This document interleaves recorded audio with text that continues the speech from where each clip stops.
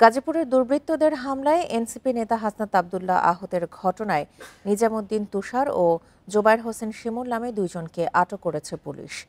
রবিবার রাতে নগরের চান্দনা চৌরাস্তা এলাকা থেকে তাদের আটক করা হয়। এর আগে রোববার সন্ধ্যায় চান্দনা চৌরাস্তায় এনসিপির মুখ্য সমন্বয়ক হাসনাতের গাড়িতে এই হামলার ঘটনা ঘটে বলে জানান দলের নেতারা। প্রতিবাদে তাৎক্ষণিক বিক্ষোভ মিছিল করে এনসিপির স্থানীয় নেতাকর্মীরা। পুলিশ ও স্থানীয়রা জানিয়েছে, রোববার সন্ধ্যায় বাসন এলাকায় হাসনাত আবদুল্লার গাড়িতে 10 থেকে 12 জন সন্ত্রাসী হামলা চালায়। এ সময় গাড়ির কাঁচ ভেঙে তার হাত কেটে যায়। খবর পেয়ে ঘটনাস্থলে যায় পুলিশ। ইসলামিক ইউনিভার্সিটি অব টেকনোলজির সামনে কিছু সময় অবস্থান করে ঢাকার উদ্দেশ্যে রওনা হন হাসনাত। এ সময় হাসনাতের ওপর হামলার নিন্দা ও আওয়ামী লীগ নিষিদ্ধের দাবি জানান এনসিপি নেতারা। সিসিটিভি ফুটেজ দেখে হামলাকারীদের ধরতে অভিযান শুরু করেছে পুলিশ। হামলার প্রতিবাদে ঢাকা, চট্টগ্রাম, সিলেট, সুনামগঞ্জ, নারায়ণগঞ্জ সহ বিভিন্ন জেলায় বিক্ষোভ মিছিল করে এনসিপি নেতাকর্মীরা। হামলায় জড়িতদের গ্রেপ্তার না করলে আইন ও স্বরাষ্ট্র মন্ত্রণালয় ঘেরাওয়ের হুঁশিয়ারিও দেন তারা।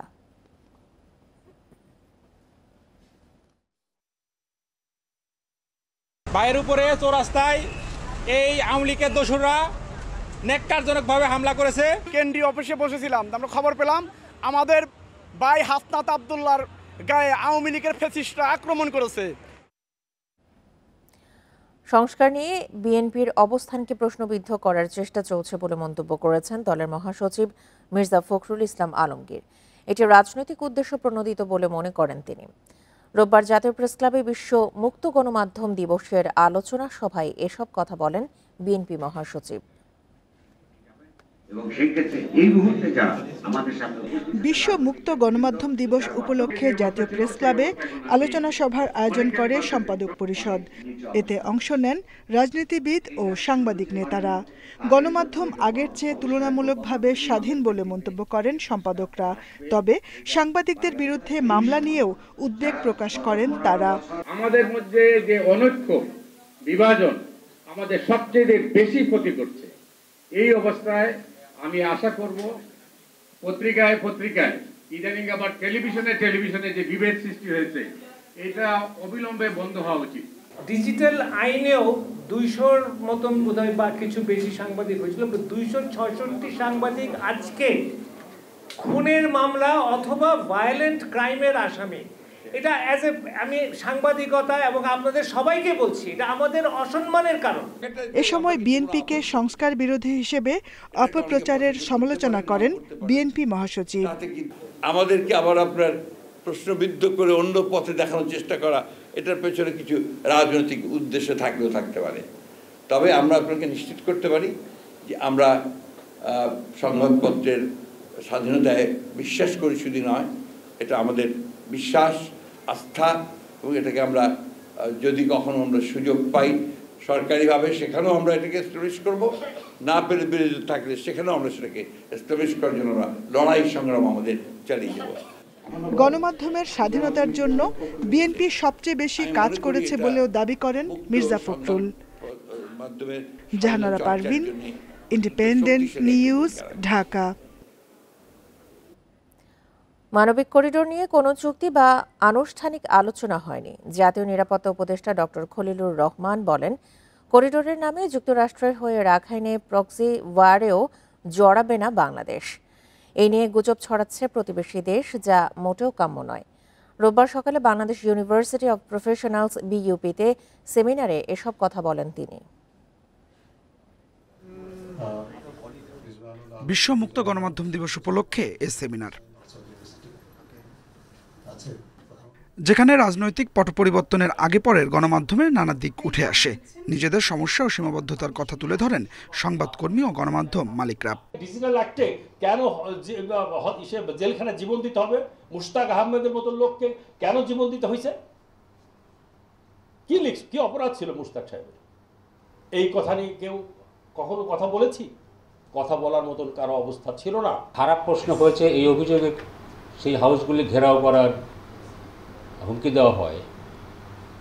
যদি গরু জবাইয়ের হাত থেকে বাঁচার জন্য মিডিয়া হাউসের সামনে আর্মি আর পুলিশ মোতায়েন করতে হয়, তাহলে কিভাবে সাংবাদিকতা হবে?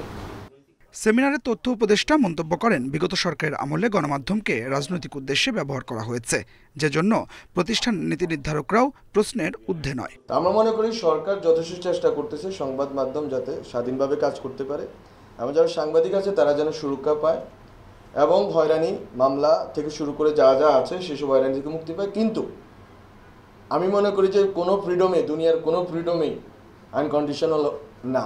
এ সময় সংস্কার কমিশনের প্রধান জানান, আর্থিক নিরাপত্তায় আপোষ করতে বাধ্য হন সাংবাদিকরা। তাদের বিরুদ্ধে এখনো মিথ্যা মামলা হচ্ছে। আমাদের পেশার লোকেরা বাইরেও প্রশাসনের কর্মকর্তারাও বলেছেন যে সাংবাদিকদের বেতন ভাতার ব্যাপারটা আপনারা একটু দেখেন, এটা ঠিক না করলে সমস্যার সমাধান হবে না। সাংবাদিকদের বেতন ভাতার কথা যেমন বলেছি, তেমনি গণমাধ্যম যাতে একটা টেকসই ব্যবসার মডেল উদ্ভাবন করতে পারে, একটা টেকসই ব্যবস্থায় তাদের ব্যবসা পরিচালনা করতে পারে, সেজন্যও কতগুলো নীতিগত সিদ্ধান্ত নেওয়ার জন্য সুপারিশ করেছি সরকারের কাছে। স্বাধীনতা নিশ্চিত করতে গণমাধ্যমেও গণতন্ত্র প্রয়োজন বলে মনে করেন কমিশন প্রধান। Adilur Rahman, independent news, Dhaka. রাজনৈতিক ও ধর্মীয় অঙ্গনে বিরোধিতার পর এবার আদালতে গড়ালো নারী সংস্কার কমিশনের সুপারিশ। ধর্মীয় অনুভূতিতে আঘাত দেয়া ও সংবিধানের সাথে সাংঘর্ষিক দাবি করে কয়েকটি সুপারিশ নিয়ে রোববার হাইকোর্টে রিট হয়েছে। এতে সম্পত্তির উত্তরাধিকারে নারী পুরুষের সমানাধিকার ও যৌনকর্মীর পেশার বৈধতা সহ ৬টি সুপারিশকে বাতিল চাওয়া হয়েছে।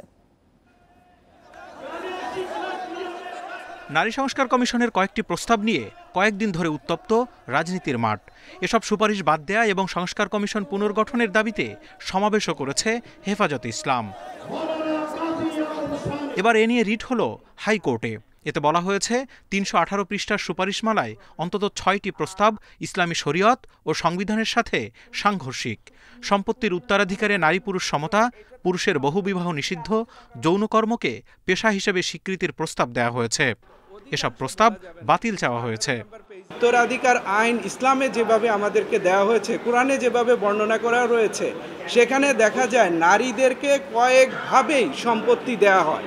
এখানে শুধু একটা বিষয় আনা হয়েছে, ভাই বোনের ক্ষেত্রে অর্ধেক পাবেন, কিন্তু বাকি যে সকল আইন রয়েছে, বাকি যে সকল ক্ষেত্রে নারীরা আরও বেশি ক্ষেত্রে সম্পত্তি পান, এই বিষয়গুলা এই সংস্কার কমিশন বুঝতে ভুল করেছেন। এ নিয়ে মিশ্র প্রতিক্রিয়া সুপ্রিম কোর্টের আইনজীবীদের।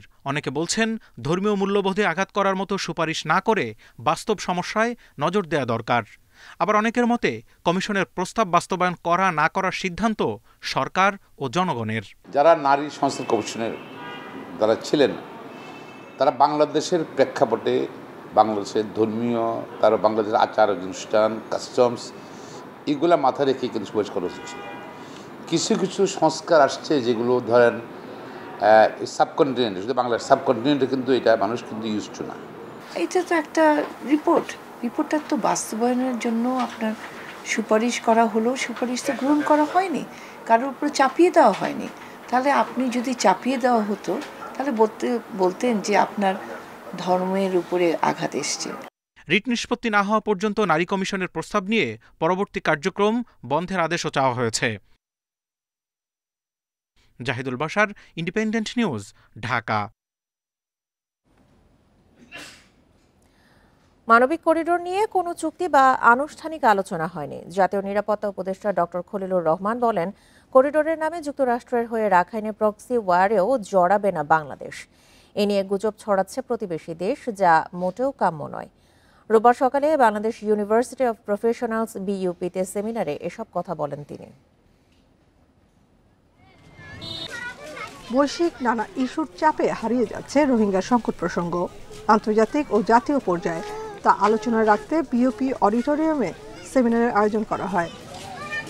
গবেষকরা বলেন, রোহিঙ্গারা নিজ দেশে ফিরতে না পারলে বাংলাদেশের নিরাপত্তা ঝুঁকি বাড়বে। হুমকির মুখে ফেলেছে গোটা অঞ্চলকেই। রোহিঙ্গাদের বড় অংশই তরুণ, তা ভুলে গেলে চলবে না। জুলাই আগস্টে এদেশে কি হয়েছে তা ওরাও জানে। অধিকার আদায়ে তারা অভ্যুত্থানে নামলে তা সুখকর হবে না। এমন ঘটতে পারে তা বলছি না, তবে শঙ্কা রয়েছে। এ সময় পররাষ্ট্র উপদেষ্টা বলেন, এখনই রোহিঙ্গা প্রত্যাবাসন সম্ভব নয়। মিয়ানমারের চলমান অস্থিরতাই এর প্রধান বাধা। মিয়ানমারের 3 প্রধান অংশীজন সামরিক জান্তা, আরাকান আর্মি ও ন্যাশনাল ইউনিটি গভর্নমেন্ট। যে কোনো স্থায়ী সমাধানে অবশ্যই এই 3 পক্ষকে অন্তর্ভুক্ত করতে হবে, বিশেষ করে আরাকান আর্মিকে, কারণ এখন রাখাইন রাজ্য তাদের নিয়ন্ত্রণে। সেমিনারে মানবিক করিডোর নিয়ে অন্তর্বর্তী সরকারের অবস্থান তুলে ধরেন জাতীয় নিরাপত্তা উপদেষ্টা।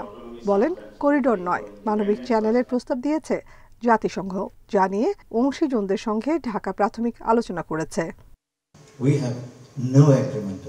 আমরা মানবিক করিডোর নিয়ে আনুষ্ঠানিক আলোচনা করিনি। এ বিষয়ে কোনো চুক্তি বা সিদ্ধান্তও হয়নি। মানবিক করিডোর আর চ্যানেল এক নয়। জাতিসংঘ এই চ্যানেল পরিচালিত করলে রোহিঙ্গা প্রত্যাবাসনের পরিবেশ তৈরি হতে পারে। তিনি অভিযোগ করেন, মানবিক করিডোর নিয়ে গুজব ছড়াচ্ছে প্রতিবেশী একটি দেশ, যা মোটেও গ্রহণযোগ্য নয়। মানবিক করিডোরের নামে যুক্তরাষ্ট্রের হয়ে মিয়ানমারের সঙ্গে প্রক্সি ওয়ারে জড়াবে না বাংলাদেশ। প্রতিবেশী দেশের কিছু গণমাধ্যম এ নিয়ে গুজব ছড়াচ্ছে। এই পদক্ষেপে সবচেয়ে বেশি ক্ষতি হবে চীনের। কই, তারা তো কিছু বলছে না, বরং রোহিঙ্গা সংকট সমাধানে তারা সর্বোচ্চ সহায়তা দিচ্ছে। নিরাপত্তা উপদেষ্টা আরো বলেন, মিয়ানমারের সার্বভৌমত্বের প্রতি শ্রদ্ধাশীল ঢাকা। দেশটি নতুন করে অস্থিতিশীল হোক তা চায় না বাংলাদেশ। Independent news, Dhaka. দুই উপদেষ্টার সাবেক এপিএস পিওর বিরুদ্ধে অনুসন্ধান শুরু করেছে দুর্নীতি দমন কমিশন দুদক। তদবির বাণিজ্যের অভিযোগের প্রাথমিক প্রমাণ পাওয়ায় তাদের বিরুদ্ধে অনুসন্ধান হয়। এছাড়া এনসিপির সাবেক নেতা সালাউদ্দিন তানভীরের বিরুদ্ধেও অনুসন্ধান শুরু করেছে দুদক। রোববার দুপুরে এসব তথ্য জানান সংস্থাটির মহাপরিচালক আক্তার হোসেন। সম্প্রতি শত কোটি টাকার তদবির বাণিজ্যের অভিযোগ ওঠে অন্তর্বর্তীকালীন সরকারের উপদেষ্টা আসিফ মাহমুদ সজীব ভুঁইয়ার সাবেক এপিএস মোয়াজ্জেম হোসেন ও স্বাস্থ্য উপদেষ্টা নূরজাহান বেগমের সাবেক ব্যক্তিগত কর্মকর্তা তুহিন ফারাবির বিরুদ্ধে।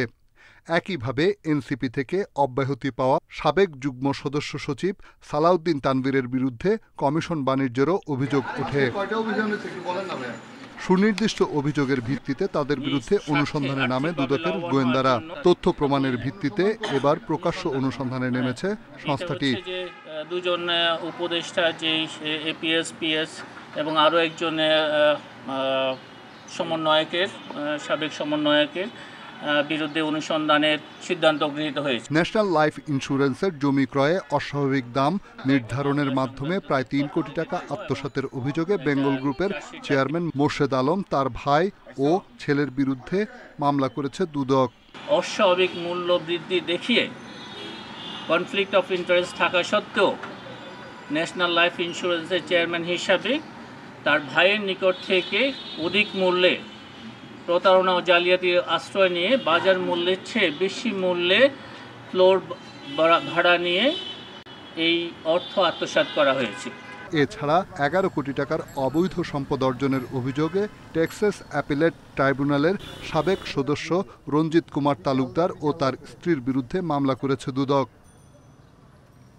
রিশাদ হুদা, ইন্ডিপেন্ডেন্ট নিউজ, ঢাকা। এই মুহূর্তে সব সংস্কার সম্ভব নয় বলে জানিয়েছেন ঐকমত্য কমিশনের সহ সভাপতি ডক্টর আলী রিয়াজ। ঐকমত্যের জন্য রাজনৈতিক দলগুলোকে নিজেদের মধ্যে আলোচনার আহ্বান জানান তিনি। রোববার সকালে 12 দলীয় জোটের সাথে বৈঠক শেষে তিনি কথা বলেন। এদিকে সংস্কার কাজ দ্রুত শেষ করে ডিসেম্বরে নির্বাচনের দাবি জানায় 12 দলীয় জোট। রোববার সকালে সংস্কার প্রস্তাব নিয়ে 12 দলীয় জোটের সাথে আলোচনায় বসেন জাতীয় ঐকমত্য কমিশনের সদস্যরা। স্বাগত বক্তব্যে জাতীয় ঐকমত্য কমিশনের সহসভাপতি আলী রিয়াজ জানান, 15 দিনের মধ্যেই শেষ হবে প্রথম ধাপের আলোচনা। ঐকমত্যের জন্য রাজনৈতিক দলগুলোকে সহযোগী শক্তিগুলোর সাথে আলাপের আহ্বান জানান তিনি। কিন্তু রাজনৈতিক শক্তি হিসেবে আপনাদের উপর এই আশা, এই বিশ্বাস, এই আস্থা আমাদের আছে যে আপনারা অন্যদের সাথে কথা বলবেন, ভিন্ন মতের জায়গাগুলোকে সংকুচিত করে এক জায়গায় আসবার জন্য আপনারা আপনাদের সহযোগী রাজনৈতিক শক্তিগুলোকে অনুপ্রাণিত করবেন এবং তার মধ্য দিয়ে আমরা এক জায়গায় উপনীত হতে পারব। বৈঠকে দ্রুত সুষ্ঠু ও অবাধ নির্বাচনের দাবি জানায় 12 দলীয় জোট। দ্রুত সংস্কারের কাজ শেষ করে ডিসেম্বরের মধ্যেই ভোট দেওয়ার আহ্বান তাদের। সংসদের মেয়াদ 5 বছর এবং ভোটার হওয়ার বয়স 18 রাখার প্রস্তাব জোটের। এছাড়া মেম্বারদের ভোটে চেয়ারম্যান নির্বাচনের বিরোধিতা জানানো হয়েছে। ওনারা অনেক বেশি উচ্চাকাঙ্ক্ষী চিন্তা করছেন, এত উচ্চাকাঙ্ক্ষা চিন্তা করছেন যে মনে হচ্ছে যে আপনার মানে 24 ঘন্টার মধ্যেই বাংলাদেশকে ওনারা বদলিয়ে দেবেন। তা আমরা বলেছি যে আপনারা একটু নিচে নামেন, এত উপরে উঠেন না, এই মুহূর্তে এতটা সম্ভব নয়। আপনারা যেটা করতে চাচ্ছেন সেটা হয়তো করতে গেলে আপনার সময় ক্ষেপণ হবে। যত দ্রুত সম্ভব এই সংস্কারের কাজ শেষ করে ডিসেম্বরের মধ্যে, আগামী ডিসেম্বরের মধ্যে একটি নির্বাচনের মাধ্যমে জনগণের সরকার প্রতিষ্ঠা করা লক্ষ্যে আমরা এগিয়ে যাব ইনশাআল্লাহ। গণভোট ও গণপরিষদ নির্বাচনের সাথে একমত নয় 12 দলীয় জোট। ঐকমত্য কমিশনের 166টির মধ্যে 110টিতে একমত এবং 48টি প্রস্তাবে দ্বিমত তাদের। আলোচনা করা যাবে। Mahmudul Hasan, independent news, Dhaka. Supreme কোর্টের সিনিয়র আইনজীবী ও জামায়াতে ইসলামের সাবেক সহকারী সেক্রেটারি জেনারেল ব্যারিস্টার আব্দুর রাজ্জাকের প্রথম জানাজা সম্পন্ন হয়েছে। বেলা 11টায় সুপ্রিম কোর্ট প্রাঙ্গণে দ্বিতীয় জানাজা অনুষ্ঠিত হওয়ার কথা রয়েছে। দীর্ঘদিন রোগে ভুগে রোববার রাজধানীর একটি হাসপাতালে মারা যান ব্যারিস্টার আব্দুর রাজ্জাক। আইন অঙ্গনে স্বচ্ছতা ও দক্ষতা দিয়ে স্বতন্ত্র জায়গা তৈরি করেছিলেন ব্যারিস্টার আব্দুর রাজ্জাক। ফৌজদারি আইন বিশেষজ্ঞ ছিলেন সুপ্রিম কোর্টের এই জ্যেষ্ঠ আইনজীবী। রোববার বিকেলে রাজধানীর একটি হাসপাতালে 75 বছর বয়সে শেষ নিঃশ্বাস ত্যাগ করেন তিনি। খবর পেয়ে ছুটে যান প্রিয়জনরা। অনেক শিক্ষণীয়, অন্য ধরনের পার্সোনালিটি, স্বাভাবিক মানুষের মতো না। ওনার ব্যক্তিত্ববোধ সব মানুষের চেয়ে আলাদা। ওনার আকাঙ্ক্ষা ছিল উনি এটিএম আজহার সাহেবের মামলাটা পরিচালনা করবেন, শেষ করবেন, কিন্তু ওনার হায়াত ছিল না। আমাদের প্রত্যেকের মামলায় তিনি যে ভূমিকা রেখেছেন, এটি একজন শুধু লয়ার অবস্থায় থেকে তিনি এটা করেননি, বরং আমাদের মাঝে মাঝে মনে হয়েছে তিনি সত্যি আমাদের পরিবারের একজন সদস্য। তাকে শেষ বিদায় জানাতে হাসপাতালে যান রাজনৈতিক সহযোদ্ধারাও। বাংলাদেশ জামায়াতে ইসলামের দুর্দিনে সবচেয়ে বেশি ভূমিকা পালন করেছেন। তিনি স্বচ্ছতা এবং দক্ষতার সাথে আইন অঙ্গনে যে সেবা দিয়ে গিয়েছেন, আল্লাহ যেন তার এই সেবাটাকে কবুল করেন। নিবিড়ভাবে সারা বিশ্ব রাজনীতি সহ অনেক কিছু তার প্রাজ্ঞতা আমরা এনজয় করেছি, তার প্রাজ্ঞতায় আমরা ঋদ্ধ হয়েছি, কিন্তু শেষ সময়ে এসে উনি যখন খুবই অসুস্থ হয়ে পড়েছেন তখন উনি আর সে দায়িত্ব পালন করেন নাই। ধানমন্ডির তাকওয়া মসজিদে বাদ এশা ব্যারিস্টার রাজ্জাকের প্রথম জানাজা হয়। আমার আব্বা ব্যারিস্টার আব্দুর রাজ্জাক ইন্তেকাল করেছেন। ইন্না লিল্লাহি ওয়া ইন্না ইলাইহি রাজিউন। আপনারা সবাই ওনার জন্য দোয়া করবেন। 71-এ মানবতা বিরোধী অপরাধের বিচারের জন্য গঠিত আন্তর্জাতিক অপরাধ ট্রাইব্যুনালে আসামি পক্ষের প্রধান কৌশলী ছিলেন আব্দুর রাজ্জাক। 2019 সালে তিনি জামায়াত থেকে পদত্যাগ করে এবি পার্টির উপদেষ্টার দায়িত্ব নেন। দীর্ঘদিন ধরে ক্যান্সারে চিকিৎসাধীন ছিলেন ব্যারিস্টার আব্দুর রাজ্জাক। 21 এপ্রিল তাকে হাসপাতালে ভর্তি করা হয়। যুক্তরাজ্য থেকে 26 ডিসেম্বর দেশে ফেরেন সুপ্রিম কোর্টের এই জ্যেষ্ঠ আইনজীবী। আনোয়ার সাদাত নূর, ইন্ডিপেন্ডেন্ট নিউজ, ঢাকা। সীমান্তে বিএসএফের বাঁধার কারণে ফেনীর পরশুরামে বল্লামুখা বাঁধের সংস্কার কাজ ব্যাহত হওয়ার অভিযোগ উঠেছে। জুনে শেষ হওয়ার কথা থাকলেও এখনও অর্ধেক কাজ বাকি। বর্ষার আগেই 250 মিটার বাঁধের মেরামত শেষ না হলে আবারও বন্যার শঙ্কায় স্থানীয়রা। তবে কর্মকর্তারা বলছেন, বিজিবির পাহারায় আইন মেনে কাজ চলছে, নির্ধারিত সময়েই শেষ হবে। গত আগস্টে ফেনীর পরশুরাম সীমান্তের শূন্যরেখায় ভারতীয় অংশে বল্লামুখা বাঁধ কেটে দেয় বিএসএফ। সৃষ্টি হয় ভয়াবহ বন্যার। পানিবন্দী হয়ে পড়েন ফেনী ও আশেপাশের কয়েকটি উপজেলার লাখো মানুষ। বন্যার 6 মাস পর পানি উন্নয়ন বোর্ড বাংলাদেশ অংশে বাঁধ সংস্কার শুরু করে। তবে প্রথম দিকে বিএসএফ বাধা দিলে পরে বিজিবির হস্তক্ষেপে কাজ শুরু হয়। তাদের পাহারায় ধীরগতিতে চলছে কাজ। এখন পর্যন্ত অগ্রগতি 50%। কিছুদিন পরে বন্যা আসবে, আবার আমরা প্লাবিত হয়ে যাব। এর জন্য আমরা দ্রুত কাজ মেরামত নির্মাণ চাই। কিছু অংশ 150 গজের ভিতরে পড়ছে আর কি, ওইখানে বিএসএফ বাধা দিছিল, যদিও পরে আমাদের বিডিআর সেটা মানে নাই, কাজ করতে বলছে। 3 দিন নাকি কাজ বন্ধ রাখবে আমাদের বিজিবি বলছে না, আমরা কাজ চলমান থাকবে, কাজ চলতেছে। আমাকে আবার বলছে যে তোমরা কাজ চালাও। যৌথ নদী কমিশনের আওতায় এই বাঁধের কাজ চলছে। নির্দিষ্ট সময়ে সংস্কার শেষ করার আশা পানি উন্নয়ন বোর্ডের। কাজের কিছু অংশ নোম্যান্সল্যান্ডের মধ্যে পড়েছে, সেটা বিজিবি বিএসএফ চ্যানেলে যোগাযোগ, যৌথ নদী কমিশনের মাধ্যমে যোগাযোগের মাধ্যমে ওখানে ওই জটিলতা পরিহার করে খুব যথাসময়ে এই কাজ সম্পন্ন করা যাবে। উপজেলা নির্বাহী কর্মকর্তা জানান, আন্তর্জাতিক সীমানা আইন মেনেই বাঁধ নির্মাণ করা হচ্ছে। এতে বিএসএফ বাধা দেওয়ার কোনো এখতিয়ার নেই। যে জায়গায় আপনার পানি উন্নয়ন বোর্ড কাজ করছে এটা আমাদের বাংলাদেশের সীমান্তের মধ্যে, এখানে বিএসএফ এর সরাসরি করা বাধা দেওয়ার কোনো আইনগত সুযোগ নেই। মুহুরী, কহুয়া, সিলোনিয়া নদীতে ১২২ কিলোমিটার বন্যা নিয়ন্ত্রণ বাঁধের ১০২টি স্থানে মেরামতের খরচ ধরা হয়েছে ২০ কোটি ৬৮ লাখ টাকা। Independent news. ৩ বছর পেরিয়ে গেলেও এখনও নির্মাণ কাজ শুরু হয়নি জামালপুরের দেওয়ানগঞ্জ রেল স্টেশনের মূল ভবনের। বাধ্য হয়েই কাজ চালিয়ে যেতে হচ্ছে ঝুঁকিপূর্ণ টিনের ঘরে। প্রয়োজনীয় সেবার অভাবে প্রতিনিয়তই ভোগান্তিতে পড়ছেন সাধারণ যাত্রীরা। স্টেশন মাস্টার বলছেন, কয়েক দফা জানানোর পরও মিলছে না সমাধান। দেশের প্রাচীনতম রেল স্টেশনের একটি দেওয়ানগঞ্জ রেল স্টেশন। ১৯১৯ সালে প্রতিষ্ঠিত রেল স্টেশনটি একসময় উত্তরাঞ্চলের ৮ জেলার সংযোগস্থল ছিল। বর্তমানে ৩ জেলার ৫ উপজেলার মানুষ রাজধানী ঢাকার সঙ্গে যুক্ত হন এই স্টেশন দিয়েই। চলাচল করে ৭টি ট্রেন। নতুন স্টেশন নির্মাণের প্রতিশ্রুতিতে ২০২১ সালে ভেঙে ফেলা হয় পুরনো ভবন। ৩ বছর পেরিয়ে গেলেও বাস্তবায়ন হয়নি প্রতিশ্রুতি। এতে প্রতিনিয়ত দুর্ভোগ পোহাতে হচ্ছে যাত্রীদের। প্ল্যাটফর্মের অবস্থা খুবই খারাপ। ফ্যান নাই, পায়খানা নাই, মহিলাদের জন্য কোনো টয়লেটের ব্যবস্থা নাই। স্টেশন মাস্টারের যে রুম এবং টিকিট যে কাউন্টার এটা নেই, এবং যাত্রীদের বিশ্রামাগার নেই। আঙ্গ তো অসুবিধা থাকার জায়গা নাই, যে এটার মধ্যে থাকি সাবরা ঘরের তোলে, বৃষ্টি আলে করে পানি পড়ে, এখনও পানি পড়ে। এমন বেহাল অবস্থার কারণে প্রতিনিয়ত দুর্ভোগের শিকার হচ্ছেন স্টেশনের কর্মকর্তারাও। স্টেশন মাস্টার বলছেন, কয়েক দফা জানানোর পরও মিলছে না সমাধান। আমাদের এই দুর্ভোগের বিষয়টা আমরা ঊর্ধ্বতন কর্তৃপক্ষকে জানিয়েছি, তারা আশ্বাস দিয়েছে তারা বাজেট পেলে কাজ করবে। আর আমাদের এই গরমের সময় গরম, শীতের সময় শীত, আমরা প্রচণ্ড সমস্যায় আছি।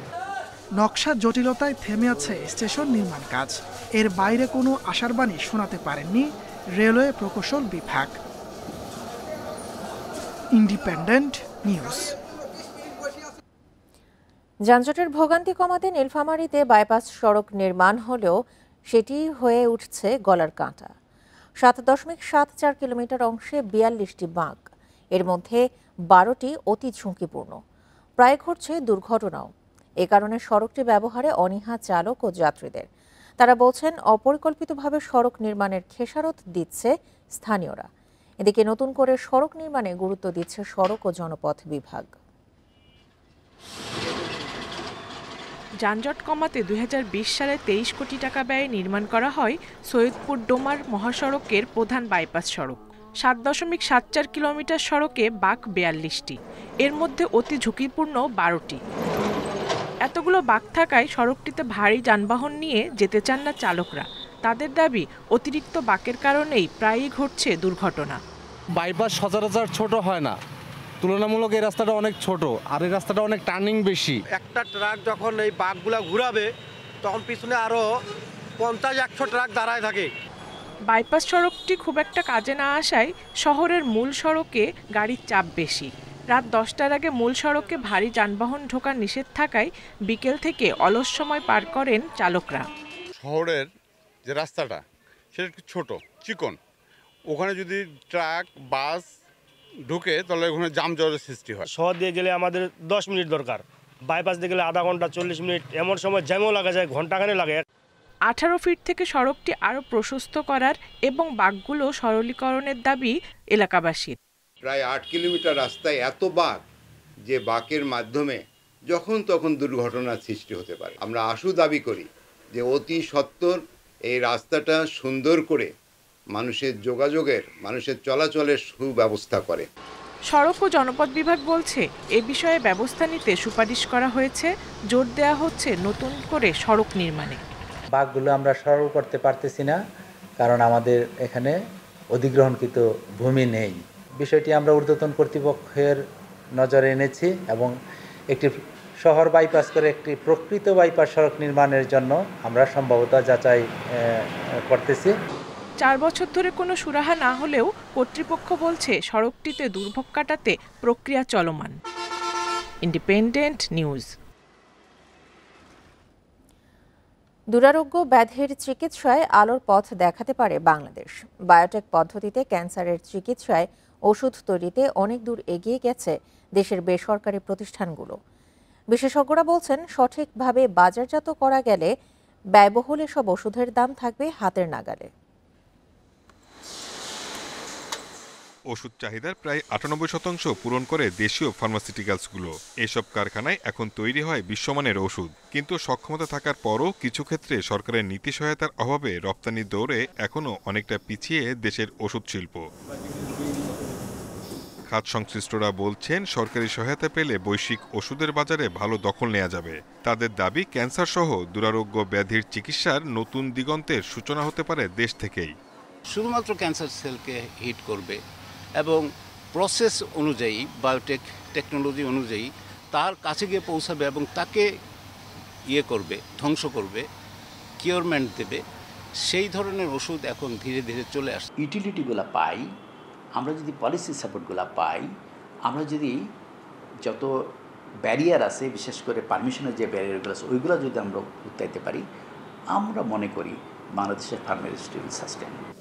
ঘোষণা অনুযায়ী 2026 সালে এলডিসি উত্তরণ হলে শিল্প খাতে অনেক চ্যালেঞ্জ তৈরি হবে, যা মোকাবেলায় সরকারি সহায়তার পাশাপাশি ব্যবসায়ীদের সক্ষমতা বৃদ্ধি ও পণ্যের বৈচিত্র্য আনার পরামর্শ বিশেষজ্ঞদের। মানুষের যে ডিজিজ, সেই জায়গায় যে আমাদের স্বাবলম্বী, সেই জায়গাটা ধরে রাখা সম্ভব। একই সাথে ফরেন কারেন্সি আর্নিংস এর ক্ষেত্রে বিদেশি মুদ্রা অর্জনের মাধ্যমে আমার বিদেশি কারেন্সির উপর যে প্রেশার, সেটাকেও লাঘব করতে কিন্তু ভালো ভূমিকা পালন করবে। দেশে এখন প্রায় 1.5 শতাধিক কারখানায় 5000 ব্র্যান্ডের বেশি ওষুধ উৎপন্ন হয়। Shahid Ahmed, independent news, Dhaka. দেশের অর্থনৈতিক প্রবৃদ্ধি ধরে রাখতে সংকোচনমূলক মুদ্রানীতি গ্রহণ, জ্বালানি সরবরাহ বাড়ানো ও মূল্যস্ফীতি নিয়ন্ত্রণের পরামর্শ অর্থনীতিবিদদের। রোববার রাজধানীতে বাজেট নিয়ে ফরেন চেম্বারের অনুষ্ঠানে ব্যবসায়ীরা বলেন, দেশি বিদেশি বিনিয়োগ আকর্ষণে ব্যবসা সহজ করতে হবে। এনবিআর চেয়ারম্যান বলেন, ব্যবসায়ীদের সুবিধায় বাজেটে করের হার কমানো হবে। বিশ্বব্যাংকের পূর্বাভাস বলছে 2024-25 অর্থ বছরে দেশের জিডিপি প্রবৃদ্ধি হবে 3.3%। এছাড়া আইএমএফ 3.8% পূর্বাভাস দিয়েছে। দেশের জিডিপি প্রবৃদ্ধি ধরে রাখতে উচ্চ মূল্যস্ফীতি কমানো, জ্বালানি সরবরাহ নিশ্চিত করা সহ সংকোচনমূলক মুদ্রানীতি গ্রহণের পরামর্শ অর্থনীতিবিদদের। তাদের মতে, রাজস্ব আদায়ে পরোক্ষ করের উপর নির্ভরতা কমাতে হবে। আলোচনায় বক্তারা বলেন, রাজনৈতিক অনিশ্চয়তার মধ্যেও রপ্তানি ও রেমিট্যান্সে ধারাবাহিক প্রবৃদ্ধি অর্থনীতিতে ভালো ইঙ্গিত দিচ্ছে। অর্থনৈতিক স্থিতিশীলতা ও মূল্যস্ফীতি নিয়ন্ত্রণ ও জ্বালানির নিশ্চয়তা বাড়ানো গেলে প্রবৃদ্ধিও ধরে রাখা যাবে। মূল্যস্ফীতি কমাতে হলে সরবরাহ ব্যবস্থা স্বাভাবিক করতে হবে এবং ব্যবসায় বিভিন্ন বাধা দূর করতে হবে। ভ্যাটের একক হার না থাকায় হয়রানি বাড়ছে জানিয়ে বক্তারা বলেন, কাস্টমস বিভাগের কাজ শুধু রাজস্ব আদায় করা না, ব্যবসা সহজ করতেও নজর দেওয়া দরকার। এনবিআর রাজস্ব সংস্কারের যে উদ্যোগ নিয়েছে তার সুফল আমরা পাচ্ছি। কাস্টমসে আমাদের কাজ আরও সহজ করতে হবে। এনবিআরকে এদিকে নজর দিতে হবে। অনুষ্ঠানে এনবিআর চেয়ারম্যান বলেন, আগামী বাজেটে ব্যবসায়ীদের জন্য কর কমানো হবে। এতে ব্যবসায়ীদের খরচ কমবে। কর ফাঁকিবাজদের জন্য প্রকৃত করদাতারা নিরুৎসাহিত হচ্ছেন, তাই এদেরকে অবশ্যই করের আওতায় আনতে হবে। আমরা করদাতাদের সব ডাটা ডিজিটাল করেছি, শিগগিরই এর সুফল পাবেন তারা। এনবিআর চেয়ারম্যান আরও বলেন, ব্যবসা সহজ করার উদ্যোগ থাকছে এবারের বাজেটে। একই সাথে রাজস্ব আদায় বাড়ানোয় নজর থাকবে। তৌহিদ রানা, ইন্ডিপেন্ডেন্ট নিউজ, ঢাকা। দেশের ব্যাংকগুলোকে আন্তর্জাতিক কার্ড প্ল্যাটফর্ম ব্যবহার করে বৈধভাবে রেমিটেন্স পাঠানোর অনুমতি দিয়েছে কেন্দ্রীয় ব্যাংক। এতে বিদেশে পড়াশোনা, চিকিৎসা, ভিসা ফি সহ নির্দিষ্ট কিছু খাতে টাকা পাঠানো আরও সহজ ও দ্রুত হবে। রোববার বাংলাদেশ ব্যাংক এক প্রজ্ঞাপনে এই সিদ্ধান্ত জানায়। এর আগে শুধু নিজস্ব নামে ইস্যুকৃত আন্তর্জাতিক কার্ড ব্যবহার করে ব্যাংকগুলো এই ধরনের রেমিটেন্স পাঠাতে পারত। নতুন নির্দেশনায় এই সুযোগকে আরও সম্প্রসারণ করা হয়েছে। এখন থেকে ব্যাংকগুলো আন্তর্জাতিক কার্ড নেটওয়ার্ক যেমন ভিসা, মাস্টার কার্ড বা ইউনিয়ন পের মতো প্ল্যাটফর্ম ব্যবহার করে গ্রাহকদের নির্ধারিত খাতে রেমিটেন্স পাঠানোর সুযোগ দেবে। আর এ ছিল এখনকার মতো ইন্ডিপেন্ডেন্ট সংবাদে। ইন্ডিপেন্ডেন্ট টেলিভিশনের সব খবর আরও বিস্তারিত জানতে চোখ রাখুন ফেসবুক, ইউটিউব এবং এক্সে। ধন্যবাদ সবাইকে। আমন্ত্রণ পরের আয়োজনে।